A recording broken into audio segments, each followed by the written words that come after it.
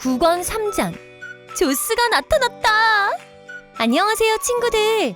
바다 괴물이 나타났다의 세 번째 이야기인 이번 영상에서는 상어 중의 상어 백상아리에 대해 알아볼게요.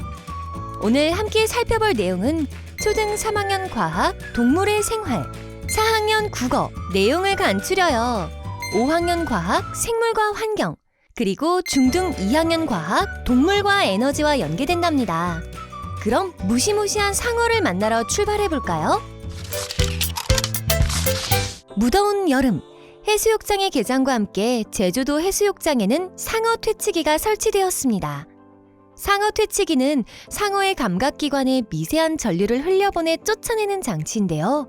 지난 2019년 제주 함덕해수욕장에서 상어가 출몰해 해수욕장 입수를 통제하고 사람들이 대피하는 소동이 있었거든요. 레알? 보통 사람들은 상어 하면 무시무시한 이빨로 사람까지 공격하는 포악한 상어를 떠올립니다. 전 세계의 바다에는 약 440여 종의 상어가 살고 있습니다. 이 중 사람을 위협하는 공격성을 가진 상어는 20종이 넘지 않죠. 상어 중에는 플랑크톤을 먹는 온순한 종도 있고 또 육식하는 상어라도 대부분은 사람에게 해를 끼치지 않습니다. 정말? 이런 상어가 포악하다는 이미지를 얻게 된 것은 영화 조스에 등장하는 상어 백상아리의 영향이 크답니다. 자, 그럼 지금부터 본격적으로 백상아리에 대해 알아볼까요? 최상위 포식자 백상아리. 길이 최대 7m, 몸무게는 최대 3톤이라는 큰 덩치를 자랑하는 백상아리는 특히 무시무시한 이빨로 유명합니다. 백상아리의 입 안에는 날카로운 삼각형 모양의 이빨이 가득한데요. 특이한 점은 백상아리의 이빨은 한 줄이 아니라 여러 줄이라는 점입니다. 앞쪽에는 오래된 이빨이, 그 뒤에는 새로운 이빨이 자라는 구조죠. 이런 식으로 상어는 2, 3일마다 이빨을 바꿀 수 있는데요. 평생 2만 개 이상의 이빨을 사용한답니다. 대박! 그래서 상어의 이빨은 언제나 날카로운 상태를 유지합니다. 백상아리는 수면 위로 3m까지 뛰어오를 수 있습니다. 2톤이 넘는 무거운 몸이지만 가벼운 움직임이 예사롭지 않죠? 이는 상어 근육의 약 75%가 백색 근육으로 이루어져 있기 때문입니다. 근육은 보통 적색 근육과 백색 근육으로 이루어지는데요. 백색 근육이 많을수록 순간적인 힘을 낼 수 있습니다. 아하! 백상아리는 백색 근육을 이용해 순식간에 먹잇감을 낚아챕니다. 이런 사냥 모습 때문에 백상아리에게 바다의 포식자라는 별명을 안겨줬죠. 하지만 백상아리에게도 연약한 시기가 존재합니다. 바로 생후 1년 동안입니다. 레알? 상어는 종류가 많아서 알을 낳는 상어도 있고 새끼를 낳는 상어도 있습니다. 백상아리는 한 번에 3마리에서 14마리의 새끼를 낳습니다. 정확히는 어미의 뱃속에서 알이 부화되고 여기서 태어난 새끼가 밖으로 나옵니다. 백상아리는 배 속에서부터 치열한 경쟁을 해야 합니다. 어미 상어는 아기 상어에게 아무것도 해주지 않습니다. 훈련만 계속될 뿐입니다. 아기 상어는 먹이를 스스로 찾아내야 하고 청상아리, 범고래, 심지어 어른 백상아리까지 호시탐탐 자신을 노리는 포식자들에게 잡아먹히지 않게 조심해야 합니다. 대박! 온갖 역경을 이겨내며 몸은 커다란 변화를 겪습니다. 백상아리는 1년에 30cm씩 자라 3m를 훌쩍 넘깁니다. 그리고 무시무시한 이빨도 쑥쑥 커지죠. 그리고 씩씩한 바다의 사냥꾼이 됩니다. 무서울 것 없어 보이는 상어. 그런데 이 외형 때문에 오해를 사기도 합니다. 백상아리를 둘러싼 진실 혹은 거짓. 첫째, 백상아리는 흰색이다? 반은 맞고 반은 틀립니다. 아마 이름 때문에 생긴 오해일 텐데요. 백상아리의 몸 아랫부분은 하얗지만 윗부분은 어두운 회색입니다.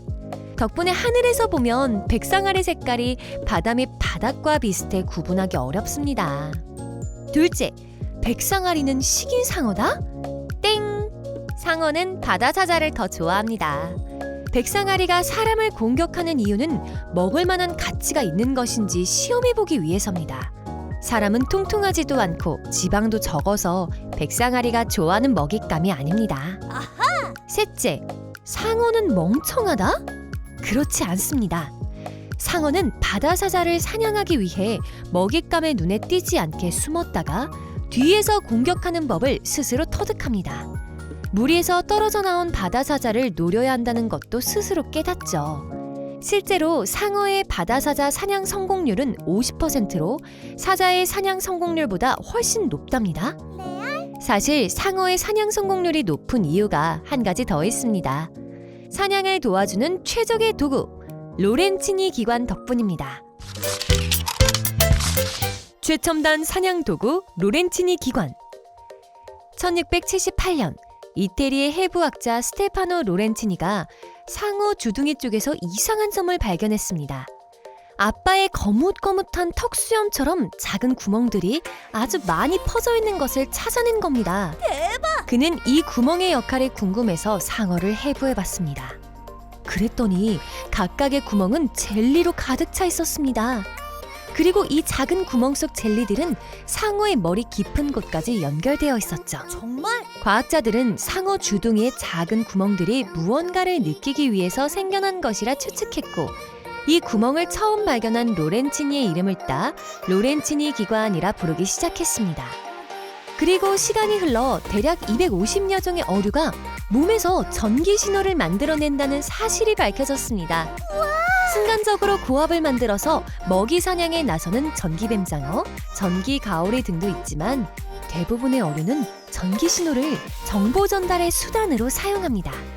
그래서 어류는 전기 신호를 감지하기 위한 감각기관을 발달시켰죠. 1970년대 생물학자 아드리아누스 칼미지는 수조 속에 상어를 집어넣고 모래 속에 미리 숨겨둔 장치로 전기 신호를 발사하는 실험을 했습니다. 그리고 상어는 로렌치니 기관을 통해 전기 신호를 감지하고 아무것도 없는 모래바닥을 공격하기 시작했습니다. 로렌치니 기관을 통해 상어는 전기 신호를 감지하는 거죠. 상어의 코와 머리 앞부분에 모여있는 로렌치니 기관은 지구의 자기장까지 감지할 정도로 예민합니다. 그래서 상어의 코에 물리적인 힘이 가해진다면 상어는 혼란을 느끼는데요. 바다에서 상어를 만났을 때 코를 만지면 살 수 있다는 이야기가 사실인 이유도 이 때문입니다. 자, 지금까지 상어에 대해 살펴봤는데요. 그런데 우리 친구들, 상어와 비슷하게 생긴 고래가 상어와는 종류가 전혀 다르다는 사실 알고 있나요?